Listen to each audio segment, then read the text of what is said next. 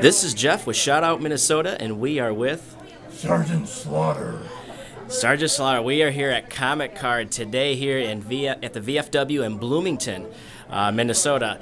How was the experience today in meeting all our fans? Well, it's great. A lot of fans from the comic book end of my career. I don't get to do many where they bring the G.I. Joes and the comic books from G.I. Joe. And so it's always fun to see what they bring and your autograph and what's personalized for them. And it means so much to them. And then to finally get it autographed, it makes you feel good that they feel good. Right, that's great, and everybody's really happy to meet you. I mean, you're an icon in wrestling, been around for decades, and of course inducted in the Hall of Fame as well. Tell us a little bit about that experience. Well, I was inducted in 2004, and that's when the WWE decided to start the Hall of Fame again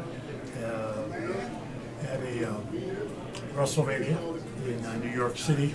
So I was very honored to have been chosen, and I was unanimously put in by my peers. And back then, that's how you got in. Mm-hmm. So it was a great honor, and I was still wrestling at that time, so that made it even a bigger honor that you get into a Hall of Fame, that when you're still participating in that particular sport. And it just made it so much more fun and energetic when I went up to make my speech. Thank everyone. That's great. Any specific moment or time besides the Hall of Fame induction that stands out to you in your career? Well, of course, winning any championships that you win along the way, your path to where you're heading, and had some of the greatest matches. They say, I didn't say, wrestlers and promoters and sports writers say that some of the greatest matches in Madison Square Garden were with Pat Patterson in an alley fight, and the boot camp match I had with the Iron Sheik, where the winner got to hold up his flag of his country. And when I did the Pledge of Allegiance. And years later, a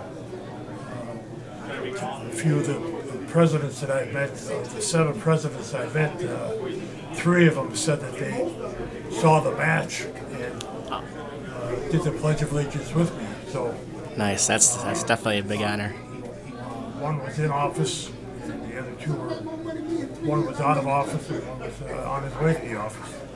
So that was quite an honor. You don't know where your audience is, where they come from, but when you have presidents of the United States watching you, you know that it's a big honor. President Reagan ended up bringing me to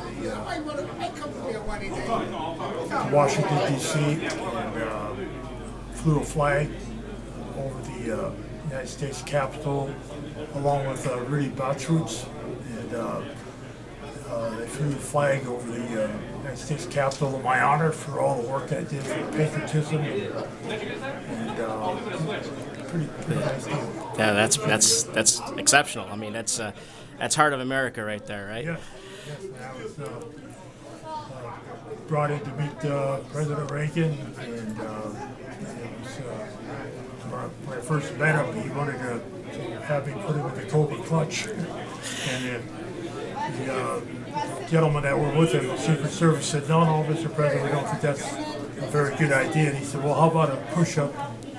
So you know he was a big fan. Right. And made you feel good that someone like that, President of the United States, was now, speaking of the Cobra Clutch, how did that move, how do you develop that move? I mean, well, that was a move that was originally in amateur wrestling, and I brought it into professional wrestling, and used it as a submission move. And it wasn't called the Cobra Clutch, but I ended up calling it the Cobra Clutch. It ended up being a great name because later on in my career I went with Hasbro toys and G.I. Joe, and the enemy, of course, for G.I. Joe was Cobra. So I put the Cobra clutch on Cobra.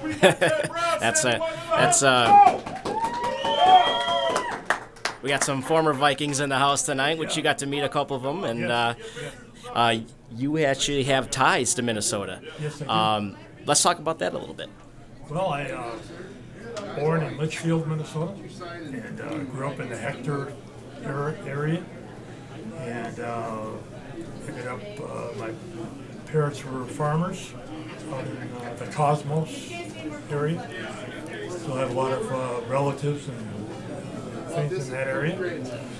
And my father decided he wanted to come into the Minneapolis area, and he got a job with my grandfather, who was his father-in-law, and a couple of my uncles, became a roofer. Ended up branching off into a couple other companies, and then he started his own company called Rebus Roofing. People probably out there remember Rebus Roofing. That was my father, Rudy Rebus. That's great. That's great. Touching back into the Hasbro, the G.I. Joe thing, because I know we just had a little announcement over there that kind of got sidetracked. That was a big moment for you as well. Yes, it was. Being approached by Hasbro Toys to be their first and only living G.I. Joe and spokesperson for the G.I. Joe animated series and toy line was a big honor. It was something I had to really make a decision on, because I couldn't stay with WWE at that time because they had another toy company and there would have been a conflict of interest. So I had to make a big decision, and I ended up going with Hasbro, and wasn't able to be with the WWE at that time. So I missed the first 6 WrestleManias, and it was it hurt a lot because I worked so hard to get the first WrestleManias going, and I probably would have been the headliners on it. And just as Vince McMahon always says, you were bigger than Hogan. So, I know that that was the avenue he was going, but I just had to sit down and say I can always be a professional wrestler at that age, but I couldn't always be a G.I. Joe, the first living G.I. Joe. And so I decided to go in that direction with Hasbro Toys. Here I am today. All right. Well, we're going to wrap it up here. I know you got some things going on here. You're on social media? You're on Twitter, Facebook? Yes, and, hello to all those people out in Eden Prairie, Minnesota. That's where I grew up and went to high school. And to all my family and friends, good to see you again. All right. Thank you so much. You're dismissed.